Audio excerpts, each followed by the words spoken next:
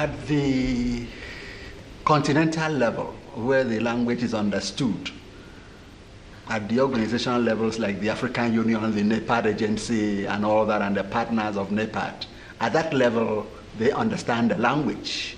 But beyond that level, nobody understands what CAADP means. So that is the problem. That has not been communicated to the grassroots. And at country level, it is totally lost.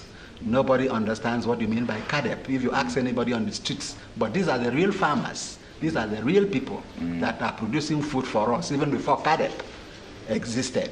These are the real people, but they don't hear anything about CAADP, and this is a challenge.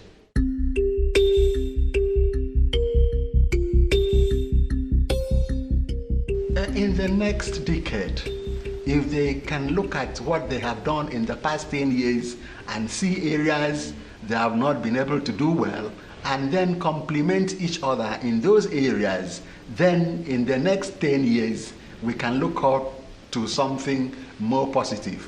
So the question now is, how are you going to communicate next time in the next 10 years? The question now is, who are you going to be really talking to? You've been talking to the government perhaps, but now the real producers of food on a daily basis, are they part of what you are talking about? Is the real private sector involved in the CAADP process? Or are we just talking to non-governmental organizations who seems to be umbrella bodies of these private sector? They are not the private sector themselves. Associations are not private sector. The real private sector, we know them.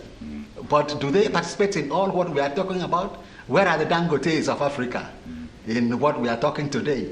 These are the issues. Yes. Whereas the UBAs, United Bank for Africa, where are they in these things? These are the banks that should be part of this process. And these are the concrete achievements. Even if you bring them in here, that's a big achievement already. Otherwise, we are still talking to ourselves.